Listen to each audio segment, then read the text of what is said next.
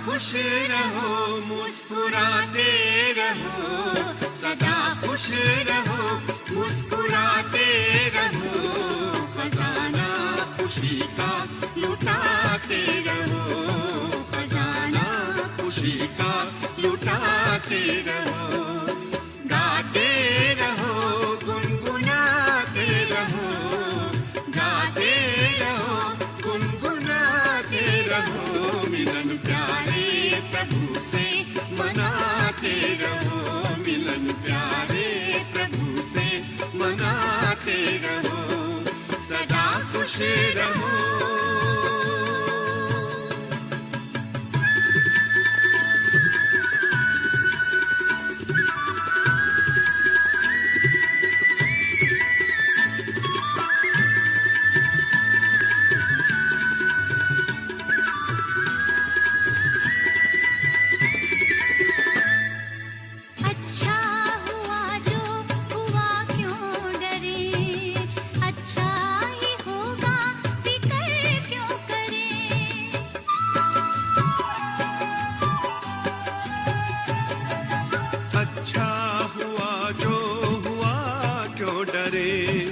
अच्छा ही होगा, फिक्र क्यों करे, हर बात में सबका कल्याण है, हर बात में सबका कल्याण है, खुशी का मरम ये सुनाते रहो, सदा खुश रहो, मुस्कुराते रहो, खजाना खुशी का लुटाते रहो, सदा खुश रहो।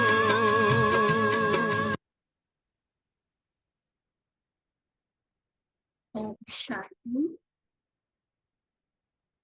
सदा खुशियों के सागर, विश्व कल्याणकारी, सर्वशक्तिमान बाबा की संतान होने के नाते संगम युग का हमारा यह हीरे तुल्य ब्राह्मण जीवन सदा ही मौजों का जीवन है। हम बाबा के प्यार के पालने में पलते, खुशियों के झूले में सदा झूलते रहते हैं। यूं तो दुनिया में भी कई लोगों का ये स्लोगन होता है कि खाओ पियो और मौज करो, लेकिन उनकी जो मौज होती है वो अल्पकाल की मौज होती है। थोड़ी देर के लिए टेम्पररी कुछ खुशी मिली, सुख मिला, मस्ती की, और फिर उसमें जिस्मानी ताकत भी खर्च किया, पैसा भी खर्च किया, और एंड में फिर हाथ में कुछ भी नहीं। फिर उन्हीं समस्याओं से घिरे हुए, उसी टेंशन से अपने आप को डिप्रेस फील करने वाले ऐसे वो बन जाते हैं। थोड़ी देर की मौज के लिए चाहे वो क्लब में, पार्टीज में जाए, कहीं घूमने फिरने जाए, देश विदेश में कई बड़े बड़े स्थानों पर दूर दूर तक भी चले जाए, लेकिन वापस जैसे ही अपने स्थान पर आ जाते हैं फिर वही टेंशन, वही उलझने, वही चिंताएं। तो सदा जो मौजों की जीवन है वो संसार में, खासकर कलयुगी संसार में कोई भी अनुभव नहीं कर सकता। लेकिन उसी संसार के बीच में रहते हुए हम कमल पुष्प समान जीवन वाली आत्माएं हर दुख, हर परिस्थिति, हर समस्या के बीच में अपने आप को मुस्कुराता हुआ पाती है। कोई भी तूफान हमें जैसे तोहफा लगता है, कोई भी चुनौती, चैलेंज, वो हमें ऐसे लगता है जैसे वो मनोरंजन के रूप में हमारे सामने आया है। और इन सब का आधार है बाबा का साथ। सर्वशक्तिमान बाबा का साथ होने के कारण कभी भी चिंता करने की, टेंशन लेने की जरूरत नहीं रहती है, क्योंकि ये निश्चय है कि जब बाबा मेरे साथ है तो मेरा कोई बाल भी बांका नहीं कर सकता, कोई भी मेरा किसी तरह का भी अकल्याण नहीं कर सकता, ना कोई आत्मा को, ना मन को, ना मेरे शरीर को कोई चोट पहुंचा सकता है। तो इस निश्चय के सहारे एक बल एक भरोसा बनकर बाबा के साथ कंबाइंड होकर जितना हम मर्यादा की लकीर के अंदर रहकर चलते हैं, ये ब्राह्मण जीवन सदा खुशियों की मौजों की जीवन बन जाती है। कईयों को लगता है कि आप तो बहुत रूखा सूखा सन्यासी जीवन व्यतीत करते हैं, लेकिन ऐसा नहीं। वो इस ब्राह्मण परिवार में आए तो उसे पता चले कि सच में कितनी खुशियों भरी हमारी ये जिंदगी है, कितनी मौज है, कितनी बहार है। सदा ही परमात्मा प्यार की वर्षा, वरदानों की वर्षा हम पर हो रही है। इसलिए रूखे सूखे सन्यासी वाली ये लाइफ नहीं है। तो इस जीवन का पूरा आनंद लेते हुए हम चलते रहे। उसके लिए बहुत सुंदर स्वमान, अति सुंदर युक्तियां बाबा की मुरली में हमें मिलती है। आज भी ऐसे तो बाबा के सामने छोटे बच्चों का ग्रुप है, लेकिन उन छोटे बच्चों से भी बात करते हुए जिस तरह की ऊंची शिक्षाएं बाबा ने दी है, वो हम सभी के धारण करने वाली है। हमारे घर में छोटे बच्चे हैं, उनको भी किस तरह से एक अच्छी लाइफ जीना सिखाना है, कुछ अच्छे सिद्धांतों पर वैल्यूज को धारण करते हुए उनको चलाना है, ये भी हमें बाबा से सीखने को मिलता है। तो सबसे पहले स्वयं के प्रति बाबा का हर महावाक्य, और फिर सेवाओं में उन बाबा के पॉइंट्स को, बाबा की दी हुई विधि को, उसको फॉलो करते हुए हम कैसे सफलता पा सकते हैं, ये भी बहुत बड़ी सीखने की बात है। तो बाबा के आज के जो महावाक्य हम सुनेंगे 17 मई 1983 के, जिसका सार है संगम युग, मौजों के नजारों का युग। क्या है संगम युग? मौजों के नजारों का युग। तो राजाओं का भी राजा बनाने वाले बेफिक्र बादशाह, भाग्यवान बच्चों के प्रति बाप दादा बोले, आज बाप दादा अपने छोटे बड़े सब बेफिक्र बादशाहों को देख रहे हैं। संगम युग पर ही इतने बड़े से बड़े बादशाहों की सभा लगती है। किसी भी युग में इतने बादशाहों की सभा नहीं होती है। देखो कितने होंगे बादशाह, ज्यादा से ज्यादा, और यहाँ हजारों की संख्या में बाबा का एक एक बच्चा जो राजा बच्चा है वो बाबा के सामने है। इतनी बड़ी महासभा, महासंग, महा जो हम कहेंगे कि महामिलन का जो नजारा होता है, इतनी बड़ी जो ईश्वरीय दरबार लगती है, यह तो नजारा किसी भी युग में नहीं होता।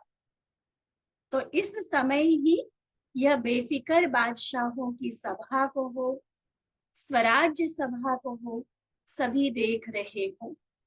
बाबा के साथ साथ हम सभी भी इतने इसके साक्षी बनते हैं ना। छोटे बड़े यही जानते हैं और मान कर चलते हैं कि हम सभी इस शरीर के मालिक शुद्ध आत्मा है। ज्ञान का पहला पाठ, ईश्वरीय पढ़ाई का पहला लेसन ही ये है ना, कि मैं शरीर नहीं, शरीर से अलग, शरीर की मालिक एक शुद्ध पवित्र आत्मा हूँ। तो आत्मा कौन हुई? मालिक, स्वराज्य अधिकारी, माना राजा। छोटे में छोटा बच्चा भी यही मानते कि मैं बादशाह हूँ।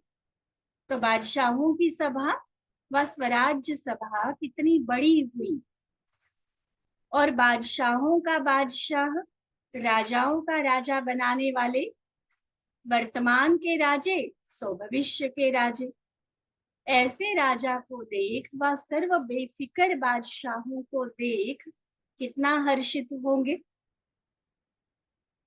शिव बाबा बादशाहों का बादशाह, राजाओं का भी राजा बनाने वाला, और वो फिर राजा बनने वाले, बादशाह बनने वाले हम बच्चों को देखकर आप सोच सकते हैं, इमेजिन कर सकते कि बाबा की खुशी का लेवल क्या होगा कि एक एक मेरा इतना महान बच्चा, राजा बच्चा, बादशाह बच्चा, तो कितनी खुशी का पारा बाबा को भी चढ़ता हो। सारे कल्प में सोचो ऐसा कोई बाप होगा जिसके लाखों बच्चे बादशाह हो। किसी से भी पूछो तो क्या कहते, नन्हा सा बच्चा भी जो ज्ञान में चलता है, तो नन्हा सा बच्चा भी क्या कहता कि मैं लक्ष्मी नारायण बनूंगा। सभी बच्चे ऐसे समझते हो ना। तो ऐसे बाप को ऐसे राजा बच्चों पर कितना नाज। आप सभी को भी यह ईश्वरीय फखुर है कि हम भी राजा फैमिली के हैं, राज्यवंशी है फखुर? पूछो अपने आप से। मैं कोई साधारण इंसान, लौकिक रीति से किसी ऊंची नीची जाति के, किसी ऐसी बिरादरी के वो नहीं है। हम कौन है? डायरेक्ट भगवान की संतान, सर्वोत्तम ब्रह्मा मुख वंशावली ब्राह्मण। और आज बाबा जो टाइटल पक्का करा रहे हैं, बादशाह, तो है फकुर। आज बाप दादा एक एक बच्चे को देख रहे हैं। बाबा के कितने भाग्यवान बच्चे। और देखो हर एक बच्चा भाग्यवान है। लौकिक में तो फिर भी हो सकता है कि एक तो बहुत तरक्की कर ले, दूसरा कहीं ना 2 वक्त की रोटी के लिए भी किसी के सामने हाथ फैलाता रहे। होता है ना, दुनिया में अपनी अपनी किस्मत होती है हर आत्मा की। भले एक ही परिवार में जन्मे हैं, लेकिन बाबा को क्या नाज है कि मेरे इस ईश्वरीय परिवार का एक एक बच्चा भाग्यवान है, अपनी तकदीर जगा कर आया हुआ है। और फिर देखो साथ साथ समय का भी सहयोग है, क्योंकि यह संगम युग जितना छोटा युग है, उतना ही विशेषताओं से भरा हुआ युग है। जो संगम युग की प्राप्तियां है वो और कोई युग में नहीं हो सकती। संगम युग है ही मौजों के नजारों का युग। मौजे ही मौजे है ना। कितनी मौज, कितनी अच्छी खुशियों वाली लाइफ बाबा ने हमें दी। खाओ तो भी बाबा के साथ मौज में खाओ, चलो तो भी बाप दादा के साथ हाथ में हाथ देते चलो, ज्ञान अमृत पियो तो भी ज्ञान दाता बाप के साथ साथ पियो, कर्म करो तो भी करावनहार बाप के साथ निमित्त करने वाले समझ कर करो। इसलिए बोझ तो लगेगा नहीं, चाहे कितनी बड़ी जिम्मेवारी ले, क्योंकि करावनहार कंबाइंड है ना, वो करवा रहा है। ठीक है, सो तो भी बाबा की गोदी में सो, उठो तो भी भगवान से रूहान करो। तो सारी दिनचर्या कैसे बीतती है हमारी? बस बाप और आप। और बाप है तो पाप नहीं होगा। तो क्या होगा? बाबा साथ है, कंबाइंड है, हर पल मेरा साथी है, तो पाप का तो मतलब ही नहीं। क्या होगा फिर? मौज ही मौज ही मौज होगी ना। तो बाप दादा देख रहे थे कि सभी बच्चे मौज में रहते हैं। ये छोटा सा जन्म लिया ही किस लिए? संगम युग पर ये जो दिव्य अलौकिक हमें जन्म मिला, मर्जीवा ब्राह्मण बने, किस लिए बने? मौज मनाने के लिए बने। खाओ पियो और याद की मौज में रहो। सुना बाबा क्या कहते?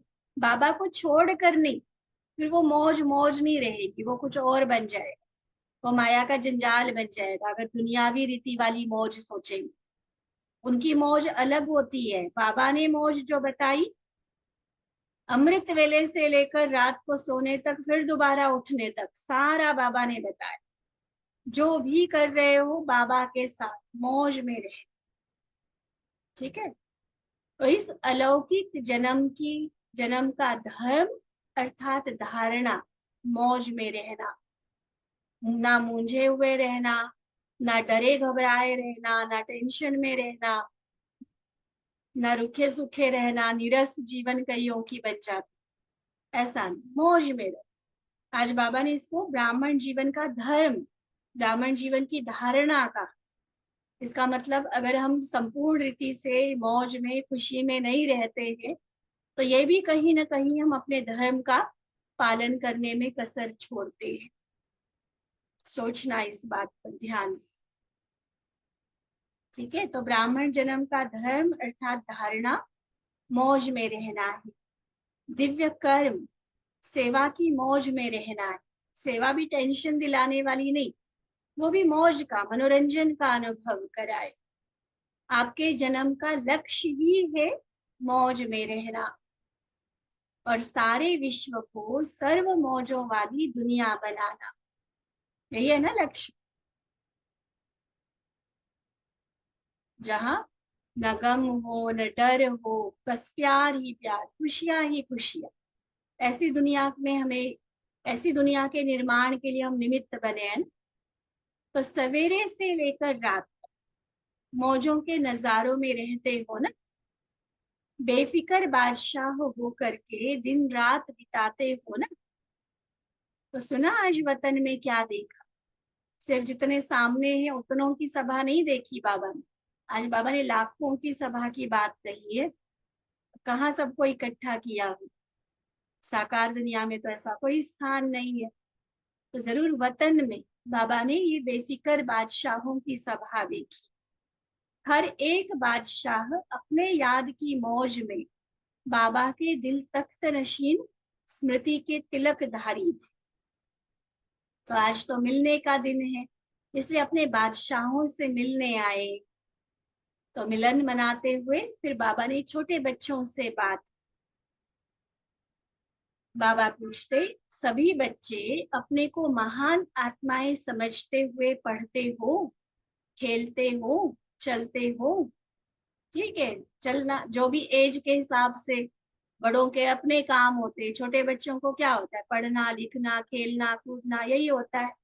तो वो करते हुए भी बाबा कहते कि क्या ये स्मृति रहती कि मैं महान आत्मा हूं,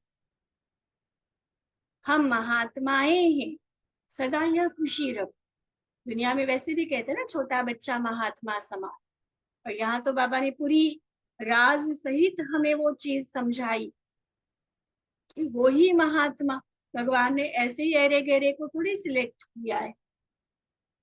तो सदा यह खुशी रखो, नशा रखो कि हम ऊंचे ते ऊंचे भगवान के बच्चे हैं। भगवान को देखा है, कहाँ है? कोई कहे हमको भी भगवान से मिलाओ, तो मिला सकते हो? उत्तर दो बाबा को। सभी भगवान के बच्चे हो, तो भगवान के बच्चे कभी लड़ते तो नहीं हो, चंचलता करते हो? भगवान के बच्चे तो योगी होते हैं, तो फिर आप चंचलता क्यों करते हो? सदा अपने को महान आत्मा, योगी आत्मा समझो। क्या बनेंगे? लक्ष्मी नारायण दोनों एक साथ बनेंगे, या कभी लक्ष्मी बनेंगे कभी नारायण बनेंगे? बाबा पूछते, लक्ष्मी बनना पसंद है? अच्छा, सदा नारायण बनना चाहते हो तो सदा शांत योगी जीवन में रहना और रोज सुबह उठकर गुड मॉर्निंग जरूर कर। ये पाठ हम अपने आप को भी पक्का कराए और घर के चाहे छोटे से छोटा कोई बच्चा है ना, बड़े तो बड़ों को तो कराना ही है पक्का, बच्चों को भी पक्का कि सुबह उठते पहली गुड मॉर्निंग गॉड शिव बाबा। यहाँ आकर ओम शांति बोलो दीदी को, ये वाली बात नहीं। घरों में भी कुछ चीजें सिखाओ बच्चों। गुड मॉर्निंग करना है, गुड नाइट करना है, घर से बाहर निकलते तो बाबा को 1 मिनट ओम शांति करके याद करके फिर निकलना है। ऐसी ऐसी आदतें बच्चों में भी डालते जाओ। तो ठीक है, बाबा कहते हैं कि सुबह उठकर फिर गुड मॉर्निंग जरूर करना, लेकिन ऐसा नहीं कि देरी से उठो और जल्दी जल्दी तैयार होकर चले जाओ। नहीं, 3 मिनट भी याद में बैठकर गुड मॉर्निंग जरूर करो। बातें करो पीछे, बाबा से पहले बातें करो, पीछे तैयार हो जाओ। तो यह व्रत कभी भी भूलना नहीं। अगर गुड मॉर्निंग नहीं करेंगे तो खाना नहीं खाएंगे, इतना दृढ़ संकल्प बाबा दिला रहे। क्योंकि खाना याद रहेगा तो पहले गुड मॉर्निंग करना याद रहेगा। तो गुड मॉर्निंग करके फिर खाना खा। याद करो ज्ञान की पढ़ाई को, अच्छे गुण धारण करो, तो विश्व में आप रूहानी गुलाब बनकर खुशबू फैलाएंगे। गुलाब के फूल सदा खिले हुए रहते हैं ना, और सदा खुशबू देते हैं। तो ऐसे ही खुशबूदार फूल हो ना, सदा खुश रहते हो। फिर चेकिंग की पॉइंट बाबा दे रहे, अपने को भी चेक करना। ये नहीं सोचना बाबा सिर्फ छोटे बच्चों को बता रहा है। बाबा पूछते सदा खुश रहते हो या कभी थोड़ा दुख भी होता है? जब कोई चीज नहीं मिलती है तब दुख होता है, या मम्मी डैडी कुछ कहते होंगे तो दुख होता होगा? बाबा कहते ऐसा कुछ करो ही नहीं जो मम्मी डैडी कुछ कहे। डांटने की तो बात ही, वो नौबत ही क्यों आए अगर हम कोई गलती नहीं करेंगे। ऐसा चलो जैसे फरिश्ते चल रहे। देखो छोटे छोटे बच्चों को भी महान आत्मा हो, भगवान के ऊंचे से ऊंचे बच्चे हो, फरिश्ते हो, कितने प्यारे स्वमान बाबा पक्का करा रहे। योगी हो, लक्ष्मी नारायण बनना है तो कैसे चलना होगा? तो फरिश्तों का आवाज नहीं होता, मनुष्य जो होते हैं ना वो आवाज करते हैं। आप ब्राह्मण सो फरिश्ते आवाज नहीं करते। चलने में भी कोई ठप ठप आवाज हो रही है, वो मम्मा बाबा दादियों को कभी नहीं पसंद आता। फरिश्ते वाली चलो, ऐसा चलो जो किसी को पता ही ना चले। ठीक है, खाओ पियो फरिश्ता बन करके चलो। बाप दादा सभी बच्चों को बहुत बहुत बधाई दे रहे हैं। बहुत अच्छे बच्चे हैं और सदा अच्छे ही बनकर रहना। अच्छा, फिर बाबा के सामने बच्चियां माना कुमारियां है, छोटी एज की कुमारी। कुमारी जीवन की क्या महिमा है? कुमारियों को पूजा जाता है। क्यों? पवित्र आत्माएं है ना। तो सभी पवित्र आत्माएं पवित्र याद से औरों को भी पवित्र बनाने की सेवा में रहने वाली है ना। चाहे छोटी हो चाहे बड़ी हो, लेकिन बाबा का परिचय तो सभी को दे सकते हो ना। छोटे भी बहुत अच्छा भाषण करते हैं। बाप दादा सबसे छोटे से छोटी कुमारी को बड़ी स्टेज पर भाषण करने के लिए कहे तो तैयार हो? संकोच तो नहीं करेगी, डर तो नहीं जाएगी। सदा अपने को, अब देखो कुमारियों को बाबा स्वमान दे रहा है, सदा अपने को विश्व की सर्व आत्माओं का कल्याण करने वाली विश्व कल्याणकारी आत्मा समझो। क्या याद रखो? मैं सारे विश्व की सर्व आत्माओं का कल्याण करने वाली विश्व कल्याणकारी आत्मा। रिवाजी साधारण कुमारियां नहीं, वो तो कलयुग के लोग हैं। लेकिन मैं श्रेष्ठ कुमारी, श्रेष्ठ कुमारी तो श्रेष्ठ काम करेगी ना। और सबसे श्रेष्ठ श्रेष्ठ कार्य है बाबा का परिचय दे, बाबा का बनाना। दुनिया वाले भटक रहे हैं, ढूंढ रहे हैं, और तुम लोगों ने जान लिया, पा लिया।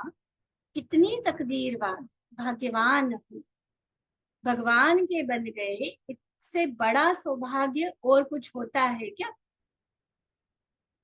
होता है इससे बड़ा भाग्य कोई? तो सदा मैं भाग्यवान आत्मा हूँ, इसी खुशी में रहो। यह खुशी अगर गुम हुई तो फिर कभी रोएंगे, कभी चंचलता करेंगे। इसलिए सदा ये स्वमान, ये खुशी रहे, मैं कौन हूँ, विश्व कल्याणकारी भाग्यवान तकदीरवान आत्मा। और फिर आपस में भी सदा प्यार से रहो। लौकिक माता पिता के कहने पर भी आज्ञाकारी रहो। पारलौकिक बाबा की सदा याद में रहो, तभी श्रेष्ठ कुमारियां बन सके। तो सदा अपने को श्रेष्ठ कुमारी, पूज्य कुमारी समझो। मंदिरों में जो शक्तियों की पूजा होती है, आप वही हो ना? है पक्का? जिनकी पूजा आज मंदिर में देवियों के रूप में हो रही है, वही तो मैं हूँ। एक एक कुमारी बहुत बड़ा कार्य कर सकती, विश्व परिवर्तन करने के निमित्त बन सकती हो। बाप दादा ने विश्व परिवर्तन का कार्य बच्चों को दिया है, तो सदा बाप और सेवा की याद में रहो। विश्व परिवर्तन करने की सेवा के पहले अपना परिवर्तन करो। जो पहले की जीवन थी, चलो जैसी भी थी, जिस परिवार में, जैसे बैकग्राउंड में, जिस परवरिश में पली, जो भी थी, वो पिछले जीवन हो गई ना।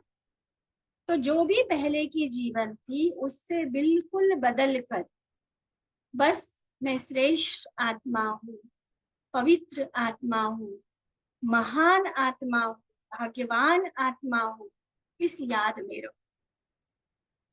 यह याद स्कूल या कॉलेज जाकर भूलती तो नहीं है, संग का रंग तो नहीं लगता। बहुत बड़ी जरूरी सावधानी वाली बात है। छोटे बच्चों को भी, बड़े कुमार कुमारियों को भी, और वैसे बड़े लोगों को, संग का रंग कहीं भी हम पर अंश मात्र भी न लगे। मैं तो उस दुनिया की हूं ही नहीं ना, तो उस दुनिया की अट्रैक्शन, वहां कोई का अच्छा लगना, किसी चीज में आंख डूबना, ये नहीं हो सकता। कभी खाने पीने की तरफ तो आकर्षण नहीं जाती कि मेरी सहेलियां, मेरे दोस्त तो बड़ा अच्छा खाने पीने की मौज मना रहे, हम बैठे बस घर की सब्जी रोटी खा रहे हैं। कहीं वो अट्रैक्शन तो नहीं जाती है। थोड़ा सा कहीं बिस्किट या आइसक्रीम खा ले, ऐसी इच्छा तो नहीं होती। सदैव याद में रहकर बनाया हुआ भोजन, ब्रह्मा भोजन खाने वाले, ऐसे पक्के, देखो पक्का करा रहे, देखना। क्योंकि बाबा के सामने तो सब हाथ उठाते हैं। बाबा कहते देखना, वहां जाकर संग में तो नहीं आ जाना। कुमारियां जितना अपना भाग्य बनाना चाहे बना सकती हो। इसके लिए छोटेपन से लेकर सेवा के शौक में रहो। पढ़ाई भी पढ़ो और पढ़ाना भी सीखो। छोटेपन में ही होशियार हो जाएंगे तो बड़े होकर चारों ओर की सेवा में निमित्त बन जाएंगे।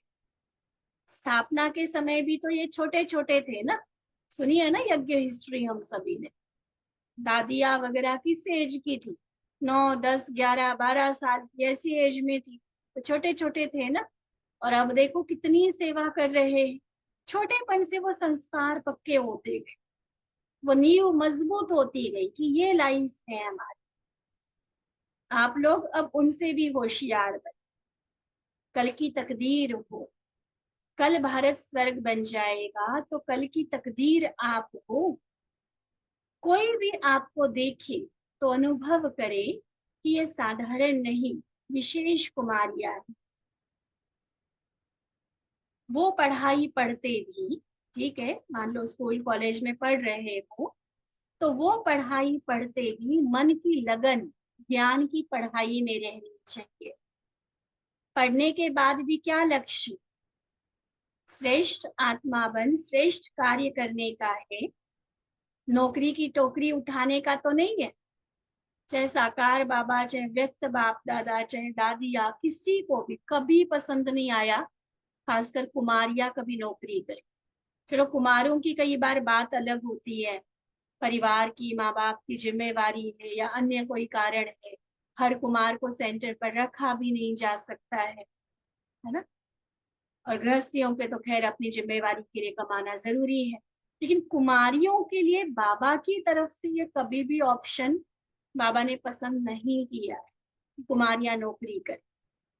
अगर कोई कारण होता है तो वो दूसरी बात।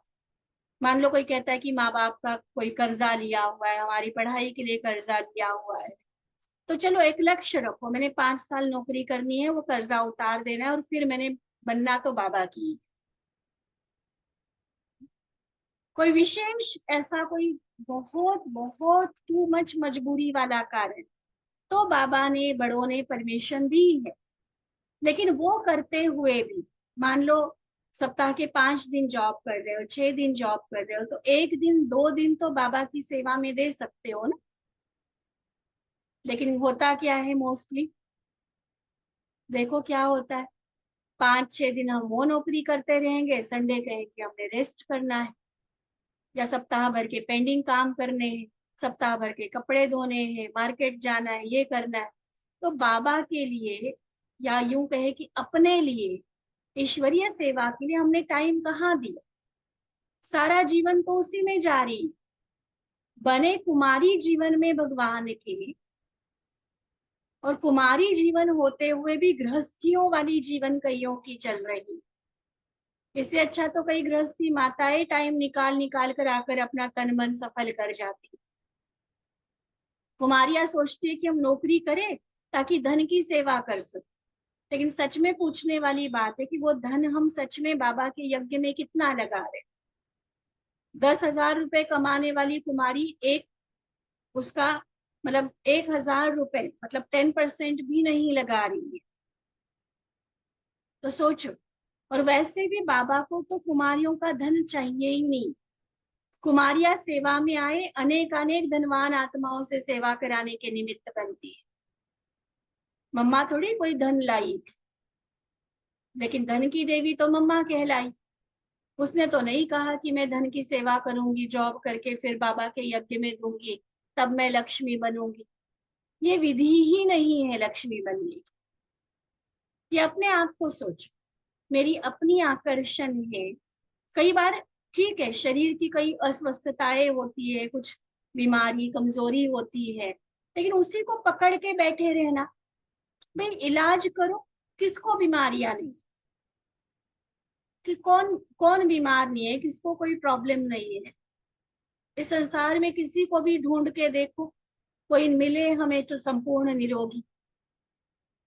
तो उनको भी कैसे मैनेज करना है, उस उन चीजों के साथ चलते हुए भी मेरा जीवन मुझे सफल कैसे करना है, वो हमें पता होना चाहिए। ठीक है। इसलिए बाबा कहते हैं कि अगर कोई बहुत मजबूरी वाली बात है, माँ बाप के पास कमाई का कोई दूसरा साधन नहीं है, तो वह हुई मजबूरी। लेकिन अपना वर्तमान और भविष्य सदा याद रखो। काम में क्या आएगी? यह ज्ञान की पढ़ाई ही 21 जन्म काम आएगी। इसलिए निमित्त मात्र अगर लौकिक कार्य करना भी पड़ता है, बहुत टू मच मजबूरी में, बस बाबा परमिशन दे रहा है। और तो भी अगर करते भी हो तो भी कैसे? कि मन की लगन बाप और सेवा में रहे। तो सभी राइट हैंड्स बनना, लेफ्ट हैंड नहीं। अगर इतने सब राइट हैंड हो जाए तो विनाश हुआ कि हुआ। इतनी शक्तियां विजय का झंडा लेकर आ जाए तो रावण राज्य का समय समाप्त हो जाए। जब ब्रह्मा कुमारी बनना है तो ये डिग्रियां क्या करेंगी? ये तो निमित्त मात्र, जनरल नॉलेज से बुद्धि विशाल बने उसके लिए ये पढ़ाई पढ़ाई जाती है। बाकी मन की लगन से नहीं, अपना शौक है, अपनी अट्रैक्शन है। ये नहीं कि एक साल में यह डिग्री ले, दूसरे में ये डिग्री ले। अगर ऐसे करते करते काल आ जाए तो फिर क्या करेंगे? इसलिए जो निमित्त है, जनरल श्रीमत बाबा ने बता दी। फिर भी अगर पर्सनल अपने लिए श्रीमत लेनी है तो जो निमित्त है उनसे राय लेते रहो कि आगे पढ़े या नहीं पढ़े। कई है जो पढ़ाई की शौक में अपना वर्तमान और भविष्य छोड़ देती है, धोखा खा लेती है। तो अपने जीवन का फैसला स्वयं खुद तो करना है। माँ बाप कहे नहीं। कईयों के माँ बाप खुद ज्ञान में चलने वाले चाहते हैं कि हमारी बेटी डिसीजन ले, लेकिन उनके कहने से नहीं। स्वयं जज बनो, खुद समझदार हो, दुनिया में देख रहे हो कौन सी लाइफ बेस्ट है, खुद जज बनो। आप शिव शक्तियां हो, आपको कोई बंधन में बांध नहीं सकता। बकरियों को बंधन में बांधते, शक्तियों को नहीं। तो क्या बने हो देखो खुद को। शक्तियों की सवारी शेर पर है, शेर खुले में रहता है, बंधन में नहीं। तो सदा हम बाबा की राइट हैंड है, ये याद रखना। ठीक है। अच्छा, फिर बाबा याद प्यार देते हुए कहते, ऐसे सदा बेफिक्र बादशाह, मौजों की जीवन में मौजों के नजारे देखने वाले, सदा भाग्यवान, बाबा के साथ साथ रहने वाले। ऐसे स्वराज्य अधिकारी, दिल तख्त नशीन, पदमा पदम भाग्यवान बच्चों को बाप दादा का याद प्यार और नमस्ते। हम रूहानी बच्चों की रूहानी बाप दादा को दिल व जान, सिक व प्रेम से नमस्ते, नमस्ते, नमस्ते जी। अच्छा, ओम शांति।